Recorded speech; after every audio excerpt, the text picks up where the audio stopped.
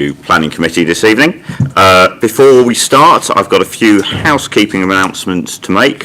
First of all, there's no planned fire alarm today, so if you do hear the fire alarm, please leave by the nearest fire exit and make your way to the agreed assembly point, which is at St John's Churchyard off Druid Street, which is in that direction. If you don't know the way, don't panic, because there will be council security staff who will be able to direct you there. Public toilets are located off the main reception area in that direction. There's a corridor just beyond the rooms opposite, and you'll be able to find the toilets there. There's also a refreshment machine that you may have seen in the waiting room outside that members of the public can use. Finally, please switch your mobile phone to silent whilst in the meeting room. This meeting is being live streamed on the Council's YouTube channel. Members of the public are welcome to film, audio record, photograph or tweet the public proceedings of the meeting.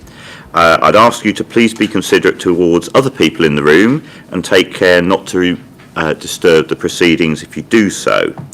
If you are filming the meeting, please do not film the audience. Keep your cameras facing in this direction.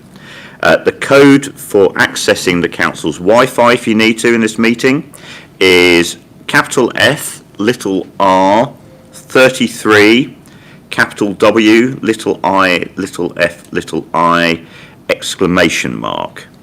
During the meeting, members of the committee will not access the internet except as it relates to the official business of this meeting.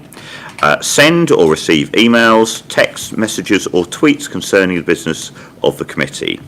I'd like to also remind speakers to use the microphone when speaking, as it's only audio from the microphones that be captured on the live stream, and not to place their mobile devices next to the microphones to avoid interference. That brings us to first order of business, apologies. So we've had quite a few apologies for absence from the meeting. So from Councillor Johnson, Papula, Soanes, Cumbo, Roberts and Leeming. We have Councillor Margie Newens, who is here acting as a reserve on the committee. So thank you very much, Margie, for coming to lend a hand today. So will all voting members of the committee please indicate by raising their hands? So that's a total of 3 votes in the room. Notification of any other business, items of business which the chair deems urgent. So we've had a few additional pieces of information besides the main report that have been circulated. First of all, there's a supplemental report 7.1 which people would have received before this meeting. We've also had 2 items tabled this evening that are addendum reports, and when we get to those items I'm going to ask officers to speak to those, because I recognise that members of the committee won't have had a long time to be able to look at those, so I think it's important we pull out the information from those when we get to those elements. We also have a copy of the members pack which will cover the slides that we go through at this meeting. I'd like to draw everyone's attention to the fact that for item 7.2, which is the statement of the case for appeal in relation to Avonmouth House at 6 Avonmouth Street, London, SE1 6NX, that as that's a matter that's no longer for determination by the council, we won't follow the full usual procedure that we have at those hearings, so we won't be having the opportunity for the applicants, objectors, supporters or ward councillors to address the committee about that item. Any disclosure of interest and dispensations that anybody wishes to declare in respect of any item on the agenda? I see no indications, so with that we move on to item 5, which is the minutes of the meeting that was held on the 18th of October. Given that Councillor Whittam, you were the only other person present besides me there, are you happy they are a correct record of the meeting? In that case we can agree those minutes. Thank you. That brings us to item 6. On the agenda, which is the release of £101,116.98 from Section 106 agreements to increase accessible housing across the borough. And this is on items 7 to 14 of the main agenda pack, and pages 1 and 2 of supplemental agenda pack number 1 that was circulated before the meeting. So I'd like to turn to Zaib and Sarja to introduce this item. Thank you, Councillor. The release report is from our Section 106 pot, and it's for the release of £101,116.98, and it is targeted to increase accessible housing across the borough, which will be targeted across all ward groups. Just some background information. Accessible housing and all things of the sort are dealt with by the Housing Adaptations team, which deal with major adaptations for vulnerable people in council housing across the borough. How the process usually works is someone from the occupational therapy team will assess residents based upon their needs, and they will send the recommendation to the council for necessary adaptations to their homes. There is a bit of a backlog at the moment with vulnerable residents across the borough. COVID kind of enhanced that, and there's 116 urgent cases where people across the borough need adaptations to their homes. Just for a bit of context, last year £720,000 helped complete 90 adaptations across the borough. And just looking forward, we expect sole residency of over 75s to increase by 37% up until 2030, so we do imagine this being an increasing issue. Just to give you some policy context in how this kind of works, there's a legal obligation upon the local authority in the provision of welfare services, which includes adaptations to homes for residents. Those are covered by various acts listed on the sheet there on the slides. And within the wider context, it does kind of touch upon some of the Southwark Fairer Future commitments that we have also. So where's the money coming from? We've had 2 schemes which were granted in the last few years, which provided a financial contribution for wheelchair accessible housing, and it totals £101,000, taken from 2 previous consents, one at Dog Kennel Hill and one at Anthony House. In terms of types of adaptations and what that money would be used for, adaptations across the home, bathrooms, desks, kitchens, stair lifts and so on. Southwark are part of the South East London Housing Partnership, and that does have some really interesting and useful guidance on how councils can adapt homes for wheelchair accessible dwellings. Those are just some snippets in terms of some examples. It's quite a large document, but it does have some interesting things on how homes can be adapted, with such as spy holes, doorbells, letterboxes. So it does go into quite a bit of detail, and we use this, and the housing team use this to think about the provisions which might be needed across certain homes.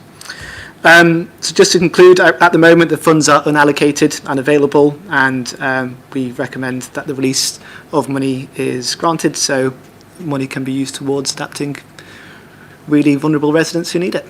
Thank you. Thank you, Zaib. Thank you for that presentation. That was very, very helpful. Any questions? Councillor Whittam. I believe the lady next to you is the housing adaptation lady. If I made a referral for one of my residents today, when would they be seen to be assessed, and how long would it take for any adaptations to be completed? So it would have to be assessed by OT, and I do understand that they've got a bit of a backlog as well. So I would say anything up to 12 months with them, and then it would come to us. And we've currently got approximately 120 on our list, but we are working with contractors to get through that. And because we've got, a set budget, we're sort of making it work, that budget will take us up until the end of the year, financial year. So you could be saying another 6 months on top of that as well. So it's quite a wait, but this money will help Yeah. help us move that forward. It will, and I would say that the OT issue is primarily because of a shortage of OT staff. You know, they struggle to recruit OTs, and it seems to be a nationwide problem. Thank you. Councillor Newens.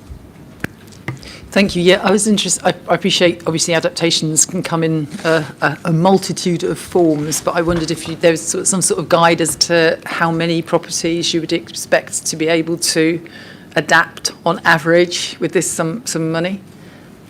The average cost we're looking at, because we do analyse this information, is about per job for major adaptations is about 9,000. So if you get about 110, we're talking about 11 or 12 adaptations, and the majority tend to be things like level access showers and stair lifts. Great, thank you. Thank you. But and your diagrams show some other, I think, useful adaptations, such as kitchen adaptations and things as well, which I know make a huge difference to people's lives if they're able to have those adaptations and continue to be able to use their kitchens. So that's very useful and very worthwhile. Councillor Whittam. I don't know if Sabe would know this, but our default policy is for wheelchair accessible homes to be built. But there's wheelchair accessible, and then there's available for adaptation. Can you expand on that? Yeah, thank you, Councillor. Major schemes tend to require wheelchair accessible housing to be provided within the development, but we do also encourage developments for residential build so far as reasonably possible to provide wheelchair adaptable homes, which would mean that in the future that they would have capacity to be changed into wheelchair accessible and include those features. So far as reasonably possible is the kind of approach we take to that. Sometimes it is provided, sometimes it isn't. The schemes that don't provide wheelchair accessible housing on site would have to pay that in lieu payment, which goes into a pot like this, so we can use it elsewhere. Thank you. And just to understand the two schemes that we're taking this money from. So Anthony House and Roderick House, I'm aware of. That was a rooftop new homes development scheme by the council, wasn't it? Do you know what the 3 to 4 Dog Kennel Hills scheme was? Actually, I don't have that answer right now. I think it was a private scheme from memory, and they didn't provide on-site wheelchair accessible housing, and that's where the money came from for that. Thank you very much. Thank you. I don't think it was the council scheme at Dog Kennel Hill. I think this was a private development, a separate one. It may be, but certainly the recent council scheme there would have been large enough, and I think did include wheelchair accessible homes from memory in the homes that were there. So no.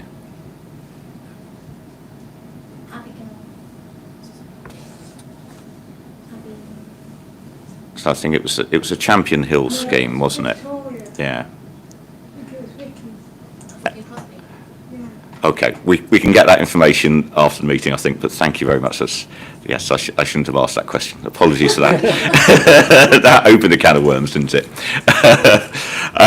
If there are no further questions, could I ask that we consider agreeing the motion? So I'd like to move that we adopt.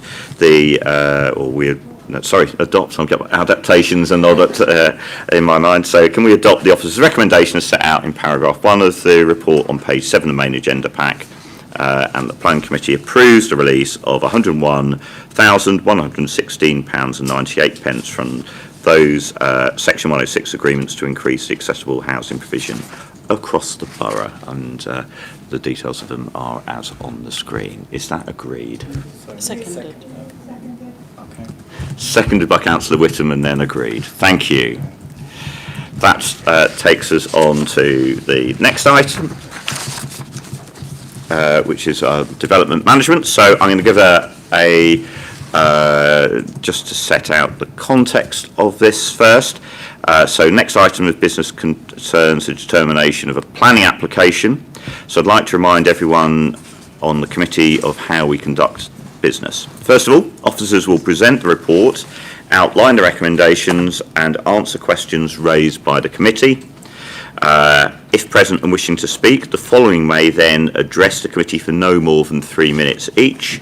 First of all, the spokesperson representing any objectors to the application.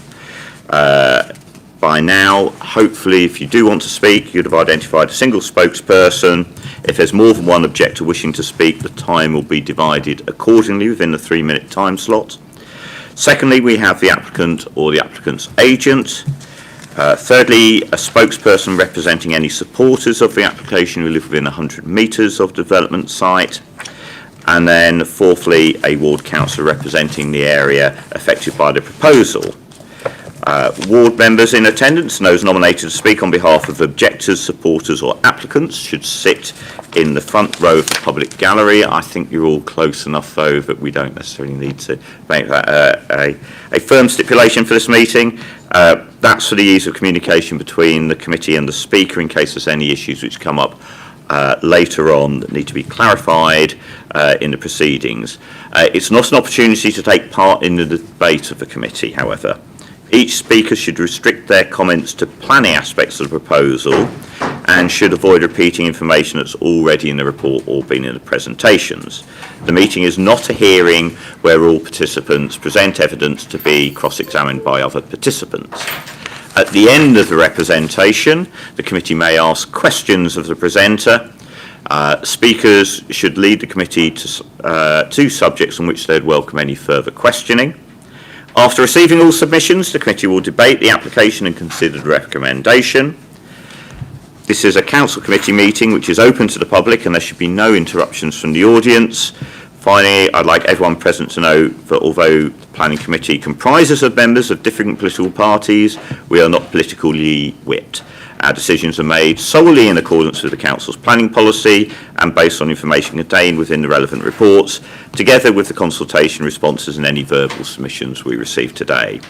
If you want more details about how we approach these applications, they're set out in the Development Management Report at item 7.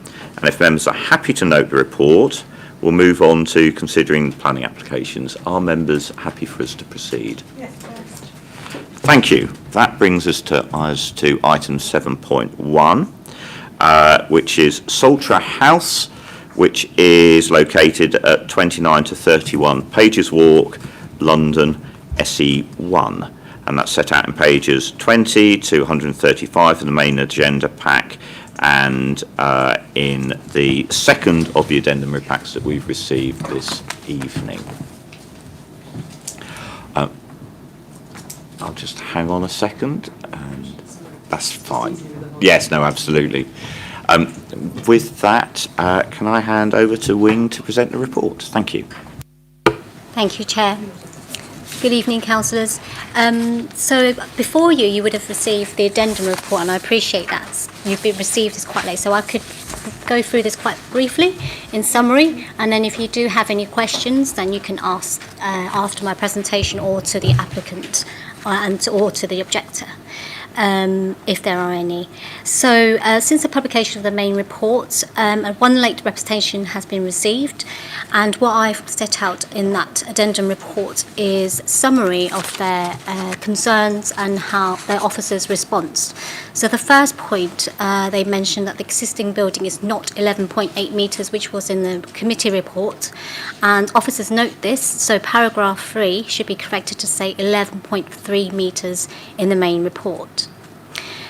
The representation also comments that there was a petition that was submitted with 86 signatures, and officers had inadvertently missed this in the report that's in the main report.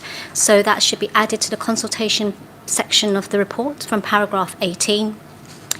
The comment also discuss the size of the block and how it juts out onto the pavement, blocking views. It comments that how it would reduce the openness of the street, making it more claustrophobic. And officers' response is that the scale, massing and height and those views are discussed in the design considerations of the main report. So that's from paragraph 93 onwards. And then it goes on to talk about the setback of the building and how the building steps forward of the existing building line. And the response of the officers is that it explains how far from the curb line those building lines are set back, and it's not in your presentation pack, but I can show you that drawing if you require that later on in the discussions. It also the representation also talks about the parking on the existing forecourt, which we'll see in the photos, and how the proposed development would step forward of that parking, reducing that openness. And so officers have explained in the main report as well that that existing forecourt is within the ownership of the developer, and it doesn't step forward or project beyond the public highway. The objector also comments on the height set out in the draft AAP. So officers' response is that the December 2020 version clarifies the heights in the site allocation OKR2, and what it says is that buildings on Pages Walk should be up to 6 stories. So as at the edge of that site allocation, an opportunity area, those building heights should step down towards those residential communities. And there was also a question on the impact of the existing amenity space opposite on Pages Walk, and much of this representation has already been outlined in my main committee report. So some of these are repetitive. But officers emphasise that the amenity space opposite the site, so in front of Harold Estate, would comply with the BRE guidelines. And then there was also a comment on the views and how 18 to 19 Crimscott Street should not be used to set the context for development. And again, that's addressed in the committee report from paragraph 98 onwards. And the comments also suggest that there's lack of contextual information to conclude that the building is fine in its context. Officers' response is that the submitted drawing shows that it's in the context of existing emerging and approved and constructed schemes on Crimscott Street, Grange Road and in Rich Industrial Estate. Then it goes further to talk about the views looking out of Pages Walk Conservation Area, and officers' response here is a bit more detail, which talks about how officers have had special regards to the impact of this scheme on neighbouring heritage assets, and consider that the impact on the setting of the Pages Walk conservation areas is less than substantial harm, but that there will be some degree of harm, but the existing residential buildings and their distinctive butterfly roof profile would be visible and can still be readily appreciated. So in this context, it's not considered to harm the setting to a significant degree. And then my responses also goes on to say that there will be public benefits of this proposal that outweighs some of that harm, and that those public benefits are outlined in the main report, which includes increasing the employment floor space, increasing the number of jobs to deliver key policy requirements of the New South Plan and the Old Kent Road AAP. And then finally, the comment was that questions the daylight assessment on the Harold Estate building. And again, this is already covered in the main report. So from paragraph 3 of that addendum report, there's just some clarifications and corrections, and these are listed, including more detailed allocation, detailed use class definition. And then there's also a clarification on the harm on their heritage assets in paragraph 125. What's being struck out should be deleted, and the words in bold should be included. So in this instance, the listed buildings is saying that there is no harm to the setting identified because those listed buildings are some distance away from the site and would be screened by the developments on Crimscott Street. There's just some clarifications on corrections to paragraph 135 on daylight and sunlight report. And then finally, officers had just wanted to highlight some of the impact on Rich Estates Plot 2 because this was not discussed in the main report. And the summary is that there would not be any significant loss of daylight amenity to those residents at Plot 2. So that's the addendum report. So I'll just now go on to do my presentation.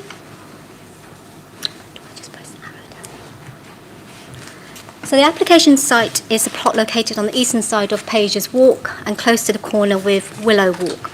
So the site has two existing buildings. One is a two-storey warehouse building and an adjacent single-storey building. So both had previously been occupied by a laundry company called Sapphire Laundry, and the building is in relatively poor condition.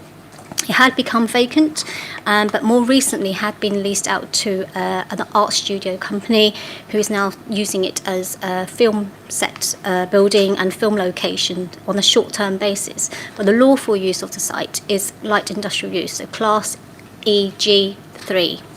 So the surrounding area is mixed character and use. To the north, we have a shared servicing yard there, and then industrial units further to the north. So 29 to 31 Pages Walk, the site has shared access rights to use this service yard. And then on the opposite side of the street from Pages Walk, of this site is a green open space with mature trees. And then beyond this green space to the west is Harold Estate Flats, which is 4 stories in height. To the south of the site is number 33 Pages Walk, a single-storey light industrial warehouse, and to the east of the site is the back of a mix of industrial and commercial units that fronts Crimscott Street. So this is a view of the site looking north from the south of the corner of Willow Walk and Pages Walk. So 33 Pages Walk, as you can see in the foreground, is a single-storey building, and you can see behind the site in light grey brick is 18 to 19 Crimscott Street, which is almost complete. And then further behind, you can see the rich industrial estates development. So this is a view looking south. You can see the junction of Pages Walk and Willow Walk, and beyond that is the 2-storey white building, what is called the Willows, which is a commercial building. This is a view looking north, immediately outside of the site, and gives you a good idea of the condition of the existing forecourt and the footway. There are currently bollards, plant boxes and railings that to prevent any illegal public parking. And as you can see, that public footway to the left is quite limited in width. And then finally, this is a view looking from Pages Walk Conservation Area. You've got the Victoria pub on the left and the Willows on the right. And the image on the right is the row of terrace housing which is in the Pages Walk Conservation Area. So the application site is not in the conservation area, and there are no listed. It's not a listed building, but it is very close to the Pages Walk Conservation Area, and that's only located about 12 metres to the south. And then you've got the Bermondsey Street Conservation Area to the north, which is about 120 metres north. And there aren't any statutory listed buildings in the immediate vicinity. So the application site is within the Old Kent Road Opportunity Area, and in the draft AAP it is within sub-area 1, Mandela Way, Crimscott Street and Old Kent Road North, and it's also within site allocation OKR2. It is also within the New Southwark Plan site allocation NSP 57. So the AAP envisaged that the type of building typology on this site would be horizontal or vertical mix to provide small industrial units. So we would like to see light industrial uses, workspaces and office spaces. It is also envisaged that residential use would be stacked above these industrial uses. But within this site allocation, this site requirements is that any redevelopment of the site must provide new homes and must provide at least the amount of employment floor space currently on the site. It should also provide leisure, arts and community uses, including galleries or artist studios. Indicative capacity is for 760 homes and over 2,100 new jobs. So there are no residential dwellings proposed on this site, but while new homes are required within the wider site allocation, they are not necessarily required on each individual site. And the omission of residential from this application will not compromise the potential of wider allocation to deliver new homes. So on the list on the left, you can see the approved or under constructed and completed schemes listed there within this area. And then we've got a couple of live schemes, which is Rich Industrial Estate Phase 3, and then 24 Crimscott Street, which is pending decision. So in total, there's 640 homes, so quite close to that development capacity. So the application is for demolition of the existing building and redevelopment for a 6-storey commercial building.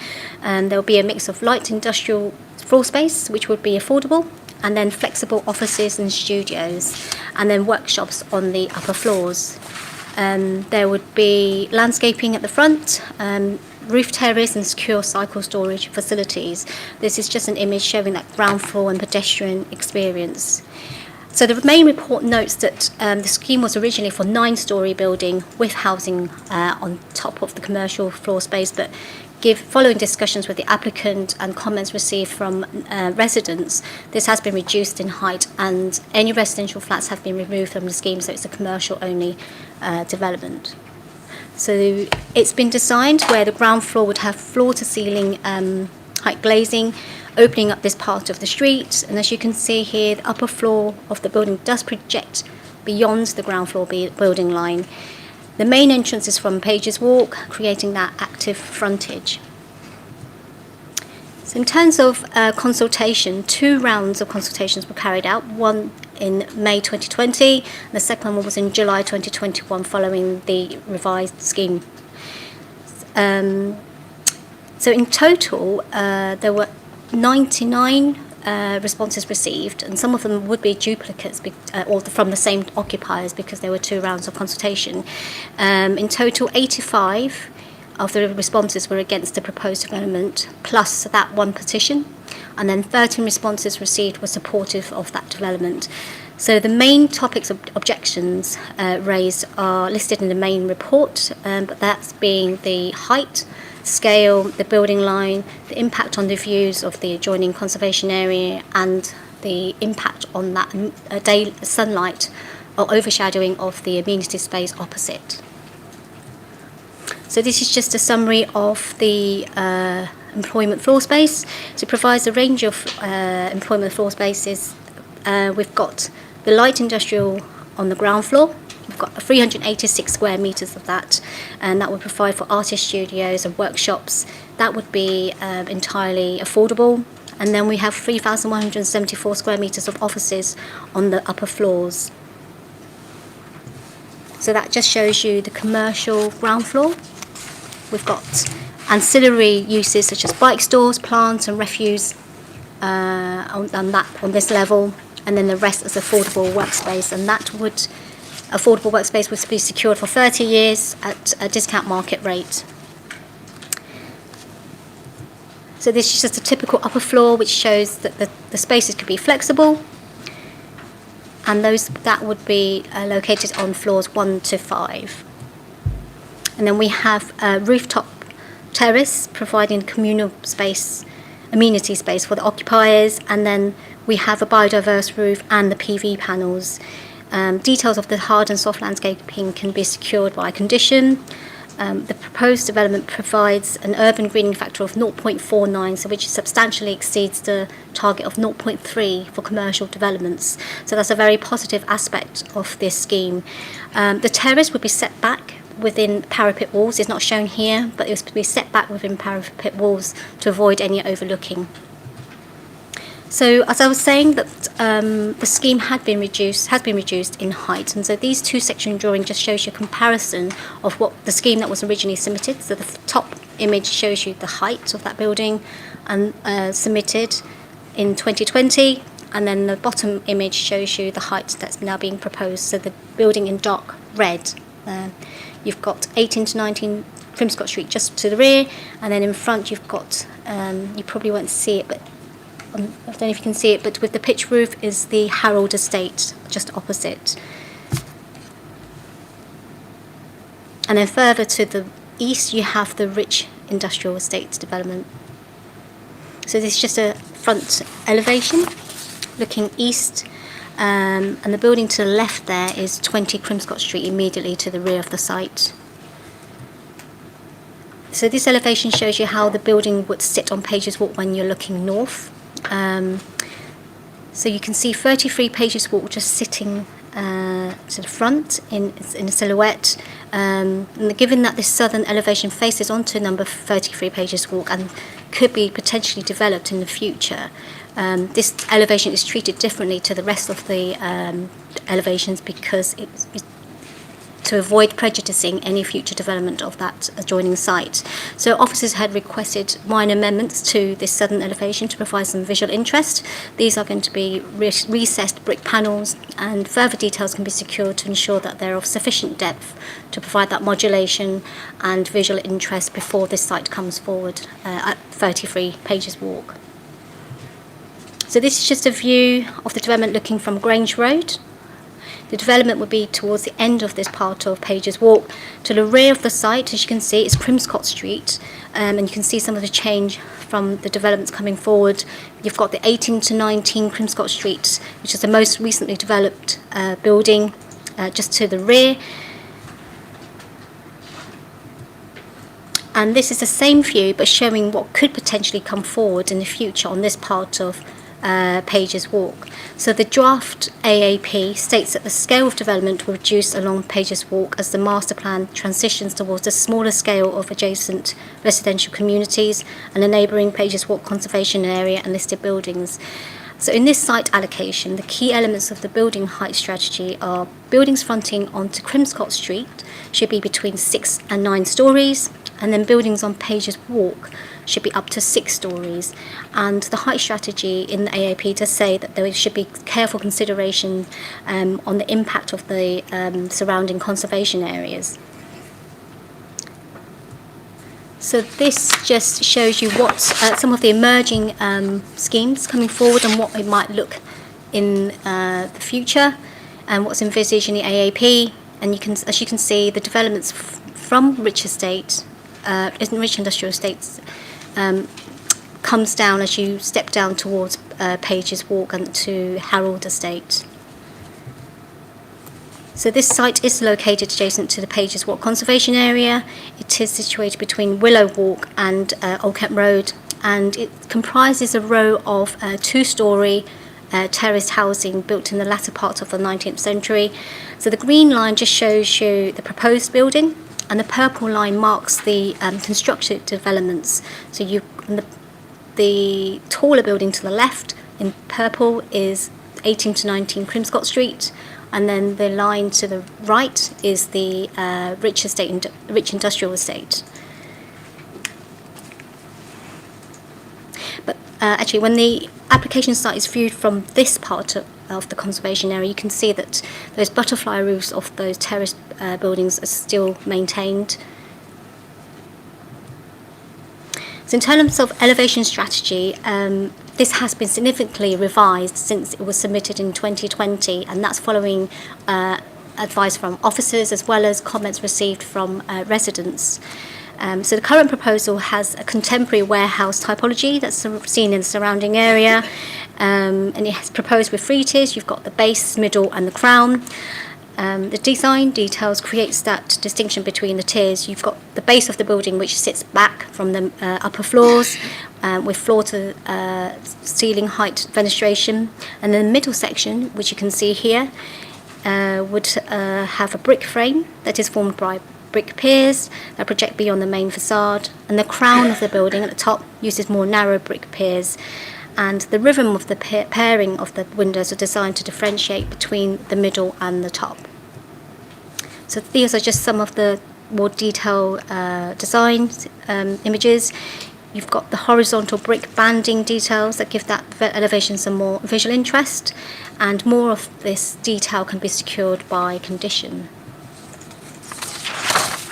So the materials have been selected for the durability, but also the facing brick being brick would be giving you that industrial aesthetic that's seen in the area and also as required by the AAP.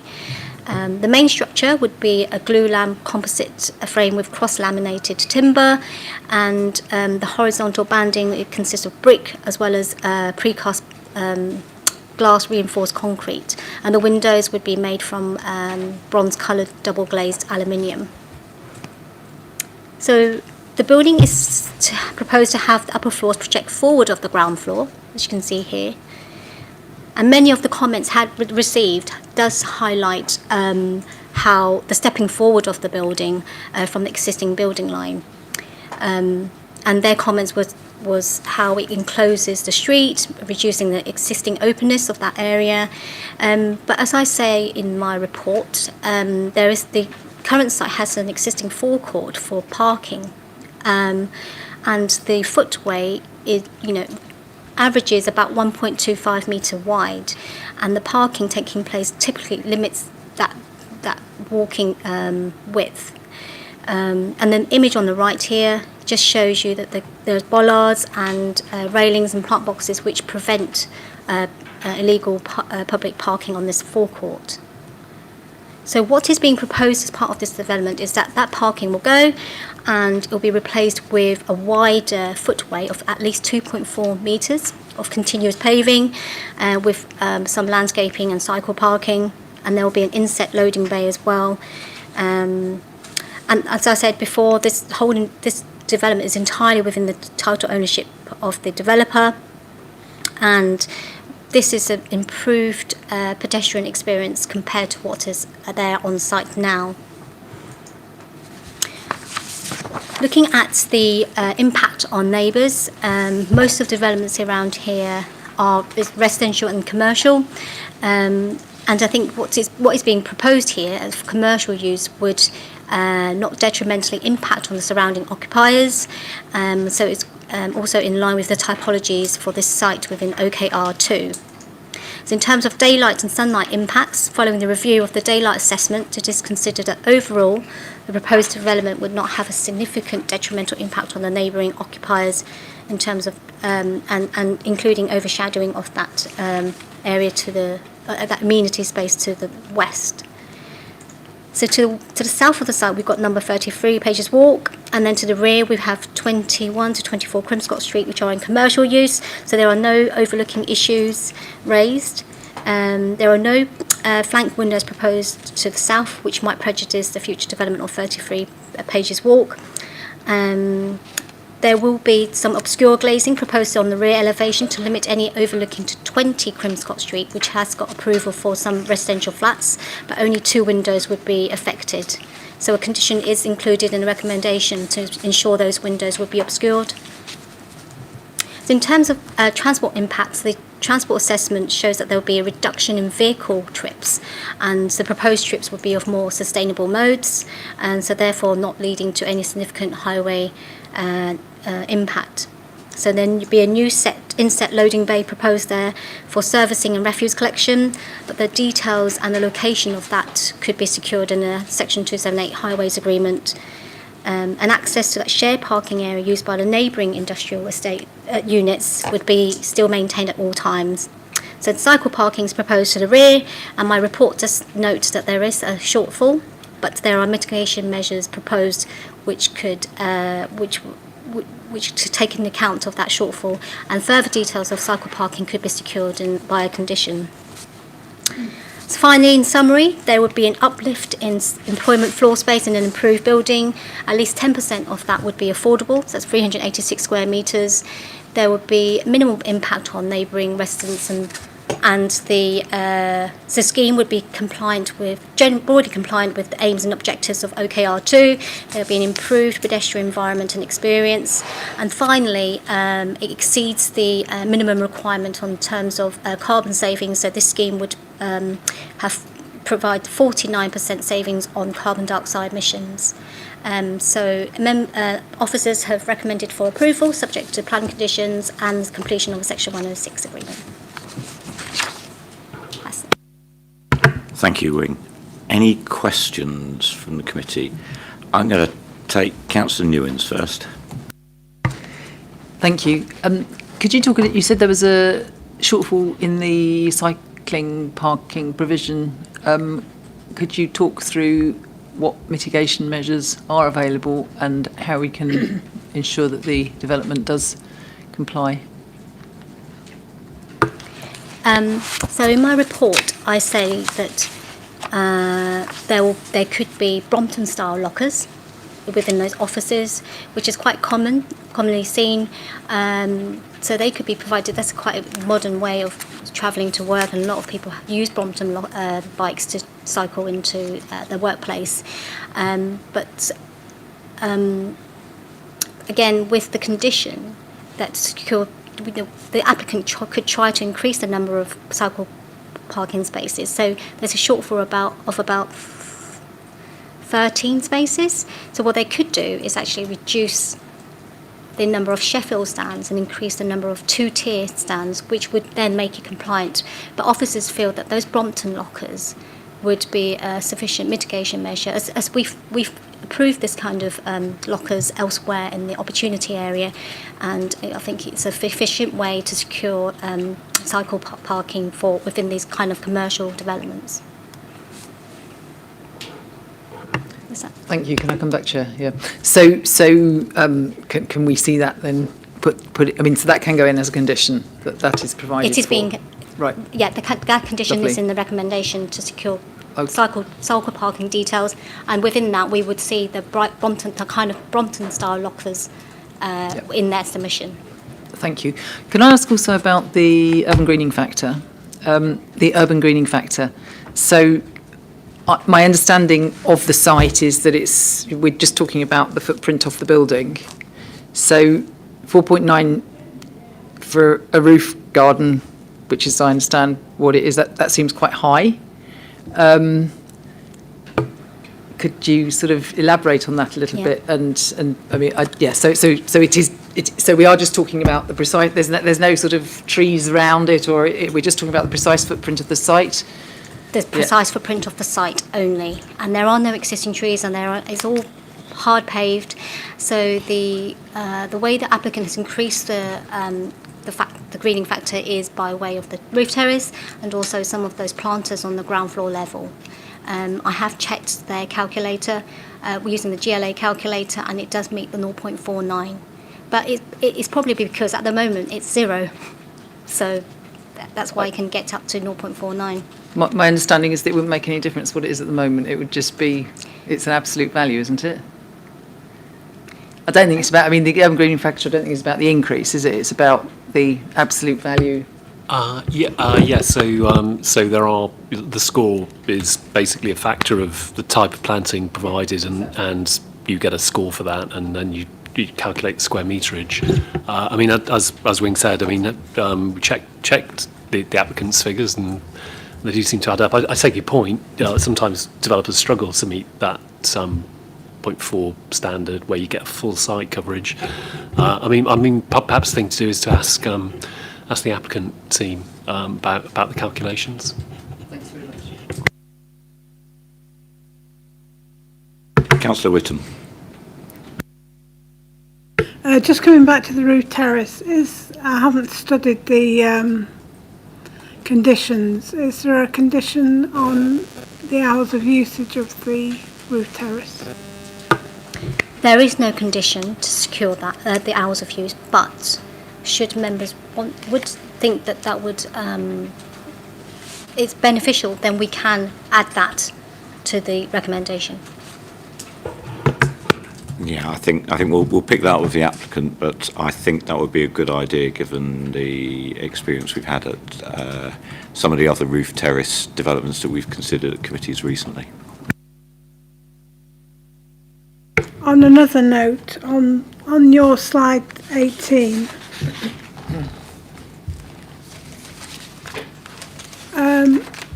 we're short on the homes at the moment.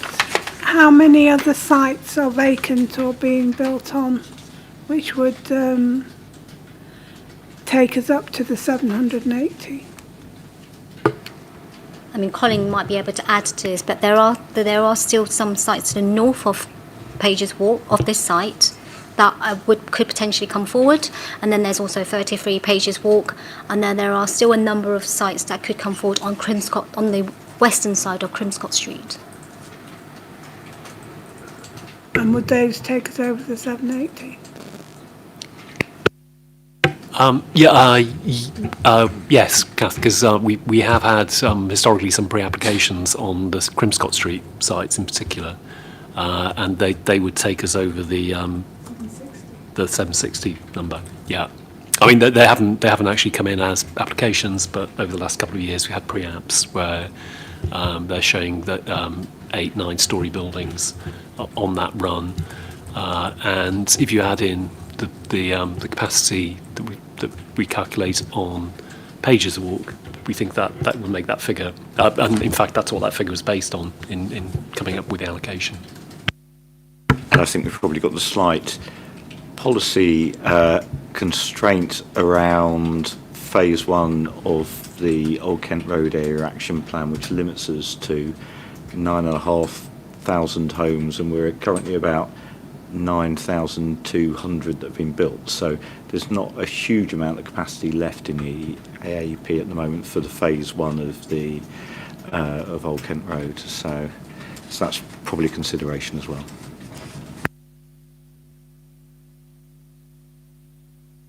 Just ask, so looking at slide 33, just to understand the materiality that we've got in here.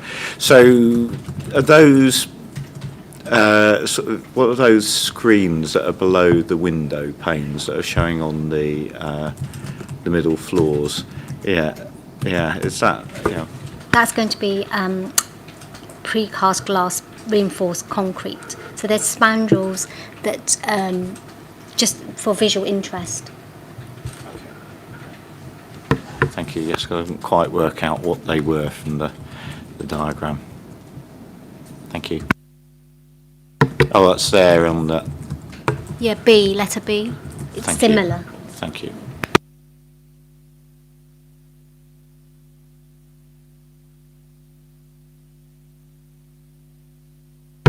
Any further questions that anybody needs to raise at this stage? Okay, thank you very much. At that point, we will move on to the next part of the consideration of this application, and that is to ask whether we have any objectors present in the audience that would like to address the meeting. If you do, please step forward to the desk at the front. I'm just seeing if there's anybody. We've not been notified of anybody, but if there's anybody that would like to. No object. Do you want to, if you do want to talk to us just very briefly to sort of set out your the issues that are concerning of you, I think that would be of benefit to the committee to make sure we're hearing that voice. Sorry, sir. Could you? Is it all right if I just ask you to come and sit at the desk, just so that it gets picked up for the record of the meeting? That's all right. So there's a microphone in front of you. If you press the button that's on the right-hand side and speak, and so I'll give you up to 3 minutes to speak. Well, I think we're all concerned just with height. I mean, it's just slowly sort of like you don't notice it until the building's been built. I mean, I knocked down a tree and I thought my light was great until I knocked the tree down in a small garden, and it's amazing how much more light you've got. So when you've got currently a 2 metre or 2 floor building, you won't notice it. You put a 6 metre building, a 6 floor building, in its place, and you will lose light. But you won't realise that you've lost light because it just gradually goes up, floor by floor. That's the problem with these things. Thank you, sir. Could I just ask, because so you might have seen in one of the diagrams that we had earlier, I might try to direct us back towards it, about which showed the height of the buildings that would that not just here but in the future and what's there at the moment. So it's slide 26, I think it is. So So yeah, that's the one. So as I understand it, you live in one of those, probably hidden next to the tree, isn't it? I think on the site. I'm more very at difficult to- Mandela Way end, Oh, okay. on where the schoolhouse is. Oh, okay. Oh, so you're near Mandela Way, that? Yeah, that Oh, end. in the old railway cottages. Yeah, along that's that yeah, terrace. that Okay, one. well, thank Yeah, you. yeah. So this isn't going to be something you look at immediately when you Oh, look no. out your window. It's when you get out onto No, the street yeah. and sort of look It's to the just right. slow intrusion. That's Thank what you. it always is. I'm not saying it's a disaster, but it's just another slow intrusion, and it just all mounts up eventually. Well, thank you for your observations and thank you for coming to talk to us today. Councillor Newens has a question for you. Thank you. I was just going to ask, so I understand that your principal, if not only objection, is the height. If you were in the position of the committee, what would you suggest that the committee should suggest? What would you suggest that the committee could do at this stage to make it better? Well, to be fair, I mean, it's probably going to affect more the residents in Harold Estate, and if that's only a 4-storey building, and then they're going to be faced with a 6-storey building, that's going to affect them more than it is going to affect me. You know, and you know, I don't think they should have to suffer, you know, 2 more floors. You know, it's similar going to any concert. You know, it's fine if somebody's your height. As soon as some tall guy comes in, you know, that's the problem, and that's what all this is going to do. So, you know, you do get annoyed by it, you know, but you can compensate. You can go to the side. You know, it's just slowly annoying. Thank you. That's Thank how it you. is. Yeah, thank you very much. We've all been there. We've Thank all you. been there. Yeah. Thank you very much for your contribution. Okay. If you, All right. if you turn it off, if you'd like to return to the public seating, but thank you very much. That brings us on to the applicants. Is the applicant or the applicant's agent present? If you would like to come forward to the front desk. And I understand it's Maya Scagliante, if I've pronounced that correctly. It's Mia Scagliante. Oh, That's okay. my apologies. So we'll give you 3 minutes to present to the committee. Thank you. Good evening, Chair and members. My name is Mia Scagliante from Savills Planning. I represent the applicant, Urban Sapphire. Here with me tonight, I have the architect, Jonathan Paley of Craftworks, should you have any questions. We worked very closely with your officers to ensure these proposals meet with your overall ambitions for the Old Kent Road opportunity area. We have also undertaken consultation with residents and sought feedback from ward councillors, and the proposals have evolved over the duration of the application to respond positively to the consultation feedback. We fully support your officers' recommendation to approve the application, which will provide significant benefits, including 3,769 square metres of employment floor space. This represents an uplift of approximately 300% from the existing. Just over 10% of floor space will be affordable workspace, and the developer has consulted with the local affordable workspace operator, Southwark Studios, for the past 18 months. The creation of approximately 300 full-time jobs, a highly energy-efficient building with approximately 50% site-wide carbon reductions, including BREEAM Excellent rating. The promotion of sustainable transport through a car-free scheme, secure cycle parking, helping you deliver on your ambitious plans for a greener and more sustainable Southwark. A high-quality building with the highest standards of design and materials that will positively contribute to the character and surrounding area, and significant improvements to the public realm with high-quality landscaping and urban greening benefits. In summary, the proposed scheme optimises the full potential of this underutilised brownfield site, delivering new affordable workspace, new employment built to the highest environmental standards. We very much hope that you will support our application this evening. Thank you for your time. We'll be happy to answer any questions you may have. Thank you, and that was well within time. So thank you for that. Councillor Newens. Thank you. I wanted to ask about the urban greening factor.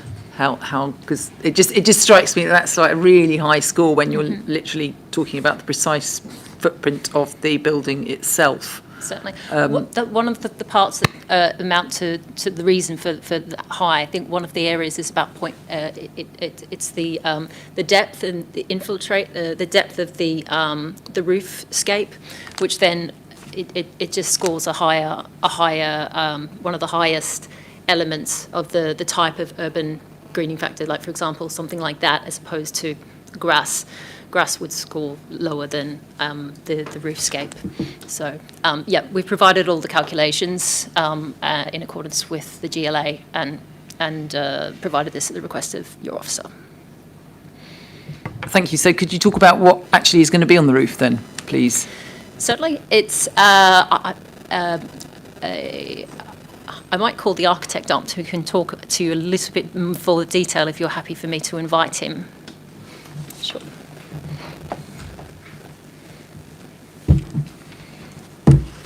Hello. So the urban greening factor is linked a little bit to the substrate depth and the type of species of plants that are on the roof. So we're proposing a bio-solar green roof, so that's by Bowder. And what it does is it puts the angle of the PV at such that the substrate, you can actually have an intensive green roof underneath. So it's not like a sedum style planting species. It is you get more like wildflowers and much thicker mat. So it's actually even grows up to quite medium-sized shrubs. So it's quite, yes, urban greening factor, a score close to 1 would be like woodland. So this is a much more high rating comparing, so on the GLA, the factor I think is around a 0.7 or 8 for that, whereas a kind of sedum roof would be like a 0.2. That's how it's calculated. Thank you. So this is actually, because that was the point, that it seemed really high on the basis that half of the roof is solar panels. So but you're saying there is actually planting underneath the solar panels as well. So yeah. Understood. Okay. Thank you. Thank you. That's fascinating for those who have looked at these things before. So interesting question. Councillor Whittam. Again, about the roof. Would you be happy for us to put a condition of times that it can be used? If that's something that would make the council feel comfortable in that, then we'd be happy to accept that. So I was thinking sort of up to 10 o'clock. If the council has issued previous similar times in the locality, I would suggest that we could we'd be happy to discuss something that's acceptable. Yeah, can we ask officers to take that way? I mean, for me, actually, 10 o'clock might be a little late. And I know that we sort of agreed 7 o'clock for one of the recent ones at Shad Thames, didn't we, as the date, I think. So, but anyway, I think if we can have those discussions, because I think clearly what we don't, people on the Harold Estate and nearby I'm sure you've no intention of having raucous late night parties on the roof, but I think we need to give that reassurance to people locally. There was also, so I think we're happy to delegate that to officers to agree an appropriate time. And we'll confirm with members of the committee. Yes. Yeah, so I think what we've agreed is, yes, if we could have that discussion between you and officers to agree an appropriate time, and officers will update members of the committee, including myself as chair, about what that is. So I think, if that comes to me as chair, and then I can discuss that with other members, if that's fine. So, okay, thank you. And you heard the discussion earlier about cycle storage as well, and we had an explanation from officers about further discussions. Is that something that you're content with as well? Yes, the applicant's very committed to delivering that. And a question I wanted to ask was, I mean, one of the things, as somebody who's walked down that part of Pages Walk many times, and I think was shown quite well in some of the diagrams earlier, is what your development will do is create a better pavement space than there is there at the moment, which is often quite restricted with the bollards there and the sort of parking area. But of course, to some extent, that only really works if your neighbours also do something similar. So really just to understand whether you've had discussions with other landowners there or future developments, or what plans there might be to make sure that that walkway works with future developments coming forward.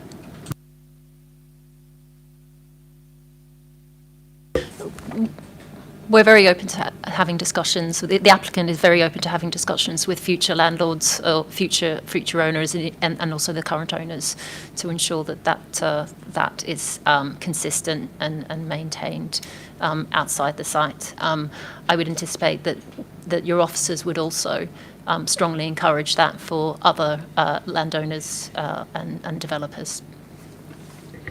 I think final question from me. Oh, Councillor Whittam. We're also missing a member who would ask you about cargo bikes and deliveries using cargo bikes. Is there provision for that? Servicing type thing? There's a condition that your officers have recommended in terms of servicing and delivery, and if that's something that could be incorporated to accommodate in the future, then we're open to that discussion, or we're open to agreeing that.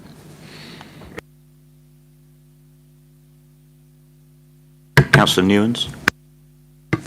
Yes. Well spotted, Councillor Whittam.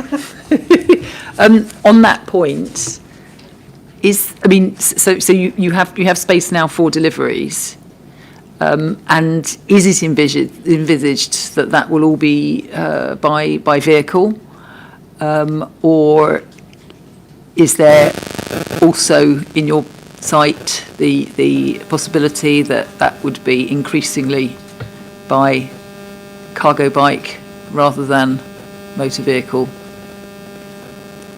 That's something that that your officers and through the conditions is strongly encouraged. And as I said, the full delivery and servicing plan will be able to set out the specifics and targets. But certainly, in view of the site's highly sustainable location, it's just, by virtue of cycles, we'd be seeking, we'd be promoting more sustainable transportation, and that would be secured in the conditions for the delivery and servicing plan. So, Chair, so we can actually put something like that in conditions, can we? Wing, did you want to respond to that point? I think if it was minuted, that condition, basically it's quite broad and general, and officers have taken note of some of your comments, and when the applicant comes to submit to discharge that condition, we will make sure that there is provision for cargo bikes, and because that's minuted, and that condition can cover that. Thank you. Thank you. So it can be formally minuted, and so therefore, yes, please do. Thank you. A question I want to ask, you've just seen that there obviously were quite a number of objections to the application, and obviously the sort of matters of height are something that obviously, given where we are not something that would be open discussion as part of all of this. But I think, clearly, given there is that level of concern locally, I think what's very important is that you're able to establish good relations with the community living nearby. And obviously we do have conditions about construction management, but just really to understand what work you'll be doing with the local community if you were to get permission, so that they could be reassured as construction work proceeded. The applicant is committed to working with the local community, particularly during construction period and also in the delivery. it's envisaged that, there's been early discussions, quite detailed discussions with Southwark Studios, the affordable workspace operator, and, they have local contacts, and we would want to involve local businesses and to use that space, and also the direct local community. We also have met with local neighbours on a couple of occasions in the actual process. Once, each time we've changed the scheme, we've kind of consulted with neighbours for a formal kind of webinar. So we'd be willing to do those kind of things again. But Good, thank you. I think that'd be very welcome, because I think clearly important to have those good relationships with local communities. So thank you for that. Any further questions for the applicants? Well, thank you very much for coming to talk to us and present to us. If you can return to the public gallery, thank you. Next, we ask, are there any supporters of the application that live within 100 metres of the scheme that wish to speak to the meeting? I can't see any in the audience. And that finally brings us to the ward members. And I know the ward councillors have taken an interest in this and wanted this matter discussed at committee, but they aren't here to be able to present to us today. But I think for them the important thing was that we did have a proper discussion about this at committee. So for them that was the really important matter, given the level of concern they've been locally. That brings us to the debate on this. Any views or any further questions for officers first? I can't see any further questions for officers. Any points of view that anybody would like to raise or discuss at this point in time? Councillor Newens, you were reaching to make to say something. I would make the observation that I am surprised. I applaud the fact that there is on this development such a high urban greening factor. Yeah. I'm quite surprised that it's possible to achieve that on under the solar panels. So that is a learning point for me, but something equally that I'm going to go away and check. But I am obviously taking what was being said. That sounds terrible, doesn't it? I'm not suggesting that, but I take that at face value. But yes, so and that obviously is a positive, and maybe that also indicates that where we've set limitations lower than that, we should actually be more ambitious across all developments, because clearly if you can do that and put solar panels on, then that is something to aim for. Yes, I think the whilst we'd always want even greater carbon savings, the fact that they're able to come within policy for quite a constrained site, I think is certainly worth noting as well. Any further comments or observations?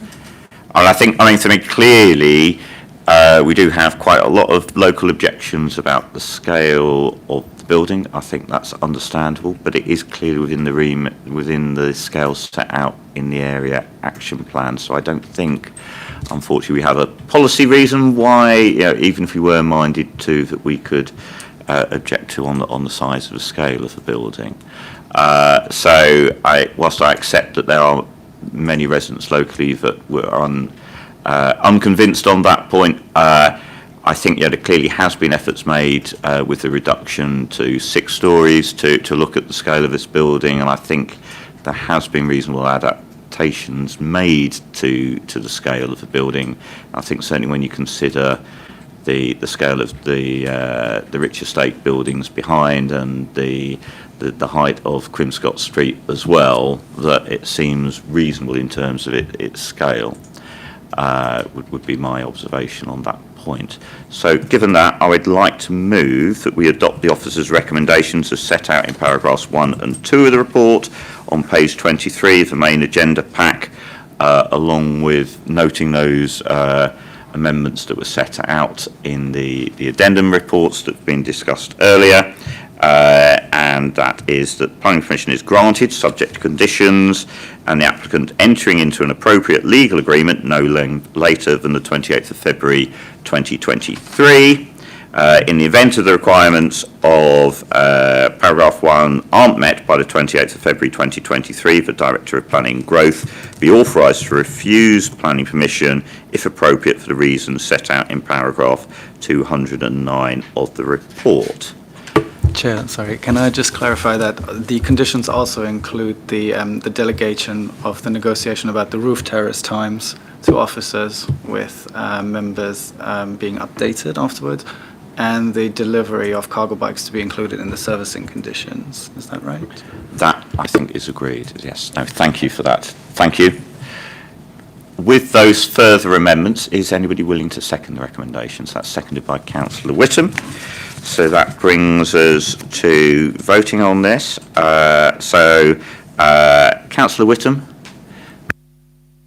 For, Chair. Councillor Newens? For, Chair.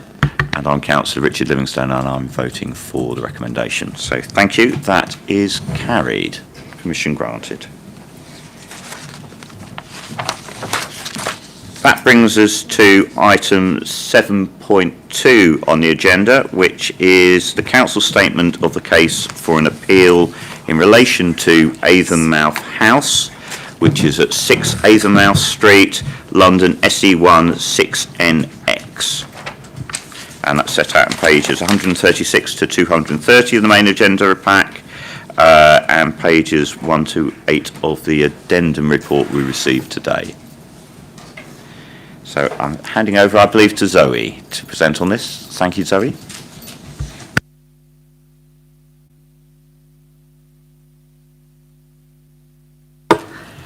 Thank you, Chair.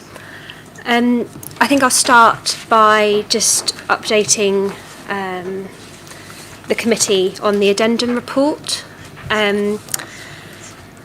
This has been sent to members correcting some minor errors in the committee report, but also providing an update in regards to the 3 letters of objection that were received on the 31st of October, and also some comments from ward councillors. So in terms of the corrections, there were just some minor errors in the original committee report. This related to paragraph 1, where an incorrect reference number was noted. Paragraph 15, there was just a minor error in the description of the development, whereby it referred to the 14-storey scheme, which is also currently under consideration. So in the addendum, the correct description has been proposed. In paragraph 11, we refer to the location of the surrounding buildings, and just some incorrect references were made in terms of directions of those, but I can go through that further in my presentation. At paragraph 20, we outlined the cycle parking. Since the adoption of the new Southwark local plan and the new cycle parking standards, it's been agreed with the applicant to provide an amended plan, so it's policy compliant. So 302 spaces will be provided, which include 30 Sheffield racks, providing 60 spaces, 3 disabled spaces and 3 cargo bike spaces. And in terms of, there's also an error at paragraph 51, where we just wanted to clarify the wording of policy P14, which forms part of the first reason for refusal. So in terms of the additional consultation responses that we received on the 31st of October, 3 objections were received from the adjacent landowners. All 3 objections are similar. They concentrate on the impact that Avonmouth House may have on the development potential of their sites. Within the addendum report, officers have summarised points into 4 matters. The first matter raised in the objection letters is in relation that the planning application was made on the assumption that the rest of the site allocation would be delivered as one. However, this is no longer the case.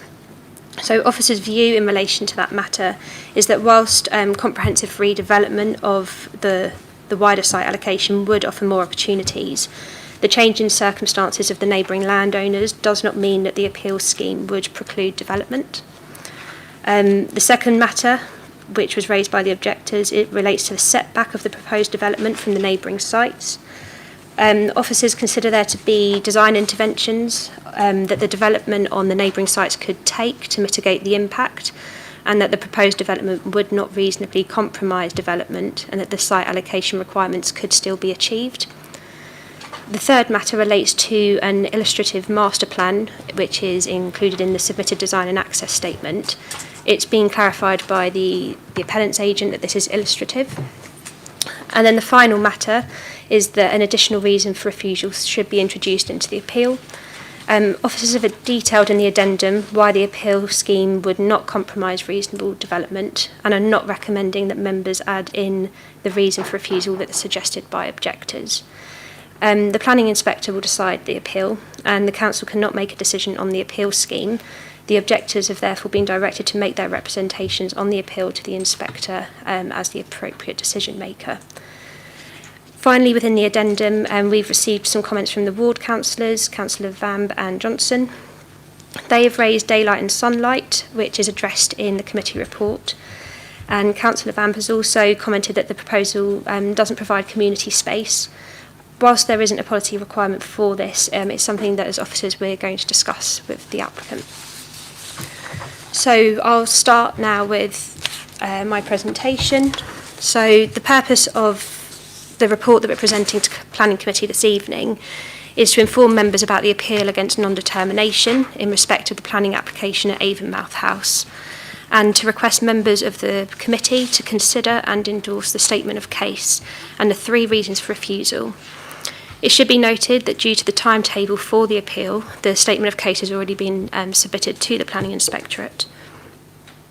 So the description of the planning application was for the demolition of the existing building and the erection of a Part 2, Part 16-storey building comprising of Class E employment space, which can be used flexibly for community as a community health hub or education use, and 233 purpose-built student residential rooms with some amenity space, public groundworks, car and cycle parking, and some ancillary infrastructure. So Avonmouth House is located on the corner of Avonmouth Street and Tiverton Street on the southern side of Newington Causeway. The existing site comprises of a 2-storey building, which is used as a training venue and an ancillary service yard. The site is bounded by buildings fronting Newington Causeway to the north and the southwest. Grade 2 listed Inner London Sessions Court is located to the north. Newington Gardens, a local open green space, is to the southeast. And the 5-storey interwar council estate blocks, Telford and Stevenson houses, are located to the southeast. Beyond the site to the south is a 24-storey hotel known as the Ceramic Building. The site is within site allocation NSP 46, known as 63 to 85 Newington Causeway. In relation to designations, the site is within the Central Activity Zone, the Elephant and Castle Opportunity Area, and the Elephant and Castle Major Town Centre. The site is within an archaeological priority zone, flood zone 3, and an air quality management area. The site is not within a conservation area, nor is it within the background assessment area of the London View Management Framework views or protected local borough views. The site has a PTAL rating of 6B and is located in close proximity to Elephant and Castle Railway and underground stations. So here are some photos of the existing site. The committee report outlines the planning history of the site. The majority of the applications have related to the use of the site as an event centre. However, members are advised that there is an application currently being determined for a second scheme on the site. The second proposal is for a 14-storey building, and officers are likely to recommend this for approval. So the proposed development subject of this appeal proposes the demolition of the existing 2-storey warehouse and the construction of a Part 2, Part 7, Part 14 and Part 16-storey building with a 2-storey basement. The lower part of the basement only covers part of the site. So we've got some visuals showing an elevation from looking at it from Avonmouth Street, and then also we've got some 3D views which have been prepared by the applicant when the application originally came in, along with some CGI visuals as well. Across the site, 8,789 square metres of floor space is proposed. The basements, ground and first floor of the building would provide a mixture of cycle and refuse storage facilities, lobbies, along with 1,733 square metres of non-residential floor space, which is proposed to be used as educational or employment floor space or a health hub. Floors 3 to 16 would be used as student accommodation, totalling 7,056 square metres, providing 233 bed spaces. 165 square metres of external amenity space would be provided in the form of a roof terrace, and there's also some ground floor amenity space. In relation to the non-residential uses, 2 options of how this space could be used have been presented by the applicant. The flexibility of the space could enable it to be used for educational or employment uses, which is shown in the top layout, and then they've also shown an option which could include a health hub in the second option.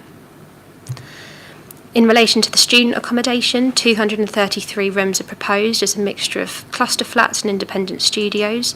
All bedrooms would be en suite, and the bedrooms in the cluster flats would also have access to a communal kitchen and living space.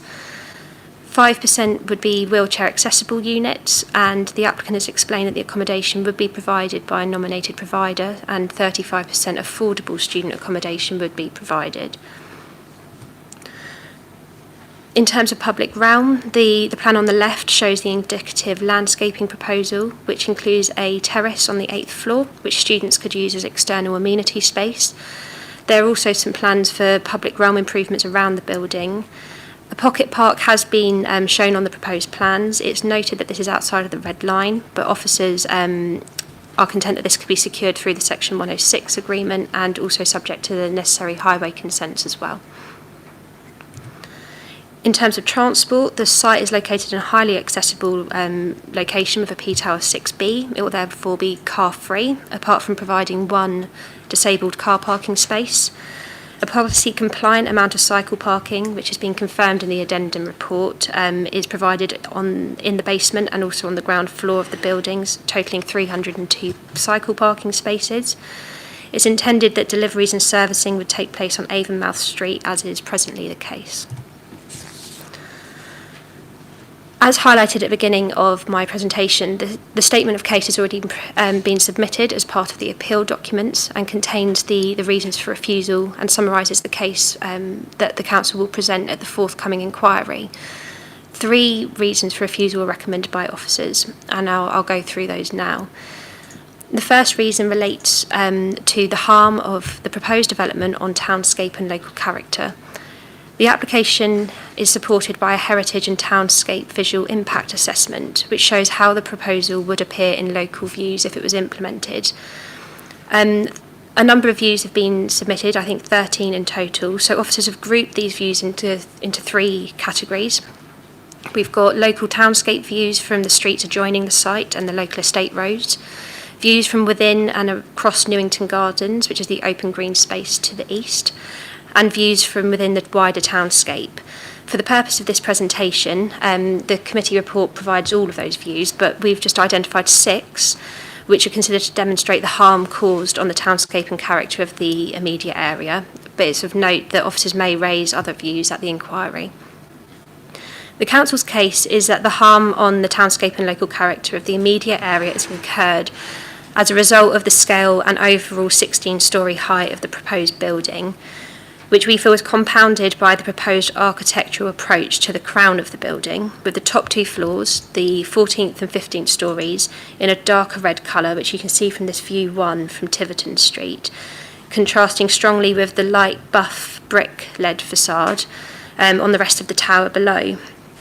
So there's 3 views which we feel demonstrate this. Views 1, as I said, from Tiverton Street, views 2, and I'll show view 3 in a second, which appears excessively tall in relation to Telford and Stevenson houses, which are the 5-storey housing blocks on the Rockingham estate.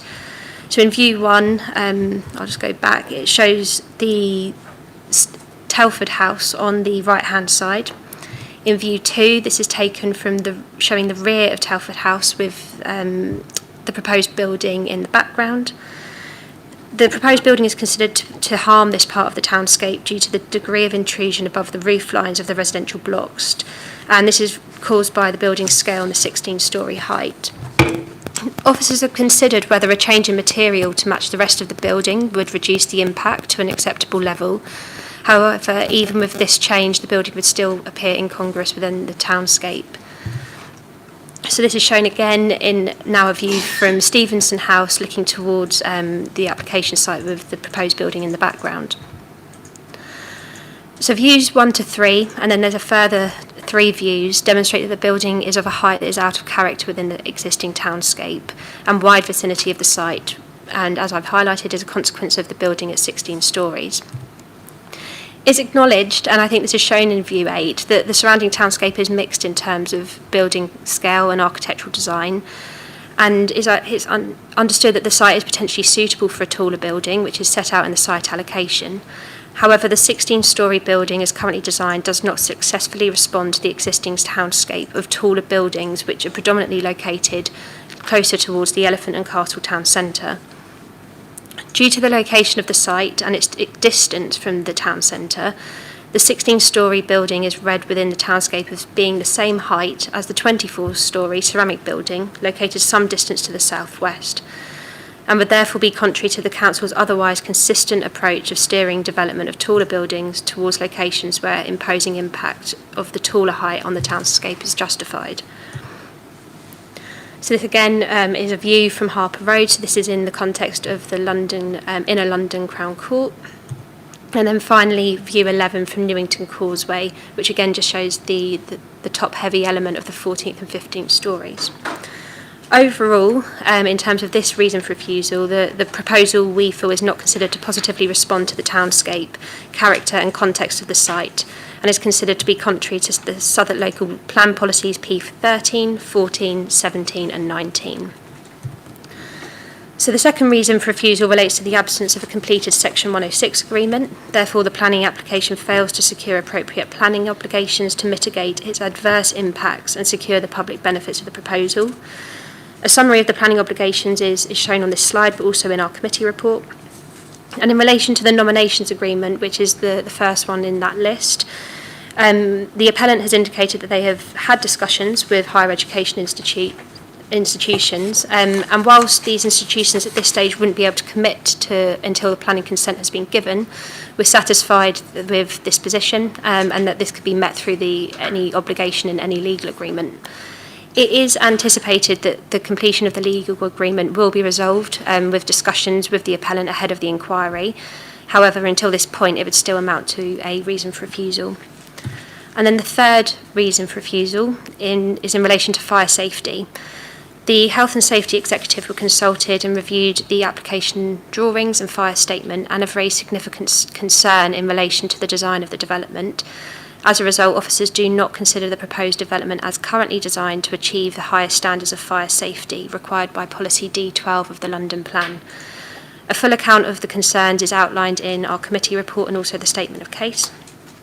But in summary, it relates to the arrangement of stairs and firefighting lifts within the building, which do not accord currently with fire safety guidance. Another concern is that a dry riser is proposed, and for a building of this height, a wet main system should be installed.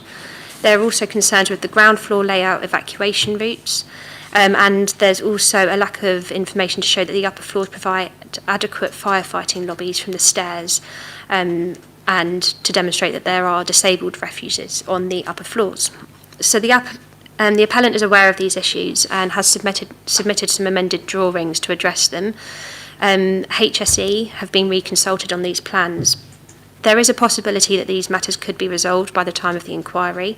However, until this point, it's recommended that members endorse a reason for refusal relating to fire safety, as the development as currently designed would not achieve the highest levels of fire safety and contrary to the London Plan. There are also a number of other matters which have been considered in the assessment of the proposed development. However, they are not considered to be of concern or constitute as reasons for refusal, and I'll just run through those as well. So the first relates to the principle of the proposed land uses. The appeal is for a proposal on the northern part of the site allocation NSP 46. The site allocation, and I've we've just got an extract from our local plan, states that any redevelopment of the site must provide at least the amount of floor space on the site as existing, or at least 50% of the development as employment floor space, whichever is greater. The existing theatre must be retained, so this summary relates to the whole site allocation, or an alternative cultural use provided, and active frontages including ground floor retail, community or leisure uses must be provided on Newington Causeway. The site allocation states that it should provide new homes, and an indicative capacity of 93 has been identified, and then it finishes that the site may provide a new community health hub. So in relation to the Avonmouth House site, the proposed development would provide residential floor space, but not as self-contained dwellings. As officers, we feel that given the modest site allocation capacity of 93 dwellings, and given that this other parts of the site allocation are yet to come forward, that the indicative capacity could be provided elsewhere on the site. And in relation to the employment use, it's proposed that the employment space would be provided on the site, and we're happy with that, and that the appellant has also agreed to provide at least 10% as affordable workspace, again, which would be policy compliant. So in terms of the other proposed land use, which is student accommodation, we thought it'd be useful to highlight to the committee in terms of other student accommodation nearby the site and why we consider this to be acceptable on the Avonmouth site. So none of the nearby site allocations are proposing student accommodation. This includes the Newington Triangle site, the Salvation Army headquarters, and the London South Bank University quarter. We've also mapped on an aerial image showing the location of the nearby student accommodation, which is existing around the Elephant and Castle area. So the site's identified with a red dot, and the yellow dots are student accommodation blocks, which are run by London universities, which are similar to the proposal at Avonmouth House, again showing that there's nothing within the immediate vicinity of the application site. And then looking at the pipeline, there are limited sites coming forward, and again in the area, which is highlighted just with a small triangle just to the left of Bermondsey. There are, like I said, there are very limited sites coming forward in the vicinity or under construction around the Elephant and Castle area. So overall, officers are happy that the principle of the land use is acceptable and accords with the policy designation. Another matter not raised as a concern is affordable housing. Policy P5 of the Southwark Local Plan requires purpose-built student accommodation to provide 5% wheelchair-accessible units and a minimum 35% as affordable housing, affordable student housing. The scheme would provide 12 rooms as wheelchair accommodation, which makes up 5.5% of the total number of bedrooms. And the appellant has also confirmed that they would secure a nominated education institution to provide the 35% of affordable student rooms. As already highlighted, should the inspector allow the appeal, the nominated education provider would be secured in the legal agreement. So again, officers are satisfied with that. The final matter is in relation to daylight sunlight. The applicant has undertaken an assessment which looks at the impact of the overshadowing on the Newington Gardens and the nearby residential properties Telford House, Stevenson House, and also the residential flats at 57 to 61 Newington Causeway and number 2 Avonmouth Street. So in terms of the impact on Telford and Stevenson House, there would be some reductions in daylight for the windows at these blocks facing the site. The windows serve bedrooms and bathrooms. However, there is already an access deck which causes some impact on those rooms already. And the assessment concludes that without the impact of the deck on those north-facing windows at Telford House, the windows would retain a VSC value of 24%, which would comply with BRE guidance. 2 windows would be affected at Stevenson House. However, on balance, officers consider this to be acceptable, given the existing circumstances. There would be no impact on sunlight in relation to these blocks, as the application site is to the north. In relation to the other residential properties at 57 to 61 Newington Causeway, which face the site, again, these are already constrained with limited light levels reaching these windows. The assessment concludes that even a small reduction in VSC results in a larger proportional reduction. Therefore, the absolute reductions would be around 4 to 8%, which is considered to be in accordance with BRE guidance. In relation to 2 Avonmouth Street, again, the impact is in line with BRE guidance. So officers overall feel that the impact on daylight and sunlight on all of the nearby residential properties is acceptable given the site-specific circumstances. The committee report outlines the representations that have been received from neighbours. In total, 8 have been received. And we've also, in the addendum, outlined the 3 further responses received earlier this week. In summary, the reasons highlighted by the objectors relate to daylight, sunlight, overshadowing, disturbance to residents and servicing, height and sense of enclosure, and some impact during construction. Officers' responses have been provided on these matters in the report. We've also obviously received the further 3 objection letters on Monday, and our response to those is also outlined in the addendum report. So overall, having taken account the additional consultation responses and information that's been received, officers' view is that the recommendation still remains the same, and that we are seeking members to endorse the 3 reasons for refusal, which have been submitted as part of the Council's statement of case to the Planning Inspector. Thank you. Thank you. I had one question to start off with, which was relating to the addendum report we received today. So paragraph 27 and 28, it covers the additional reason for refusal, so a potential 4th reason for refusal, which we're not taking forward. Now, my understanding, this is on the basis that we've effectively already put the submission in, which is based on the first 3. Is that correct? Just really to understand whether we thought that 4th, if we hadn't been at this stage in the process, might have been a reason for refusal if it's come to committee. So as officers, we've sat and reviewed the objections that came in on Monday. And the addendum report kind of goes through point by point the matters that were raised. We've detailed why we feel that the scheme wouldn't compromise reasonable development on the neighbouring sites, and we feel that there's parameters within that officers could set that the neighbouring development could use to make an acceptable development on both sites. So whilst the statement of case has already been submitted to the inspector, officers did consider whether it was reasonable to add a 4th reason for refusal, but based on the balance and our assessment, we didn't feel that the appeal scheme would compromise development opportunities on the neighbouring sites. Thank you. That's a useful clarification. That's very helpful. Thank you. Any further questions from committee? No? In that case, I'd like to move that we adopt the officer's recommendations as set out in paragraph 1 of this report on page 138 of the main agenda pack.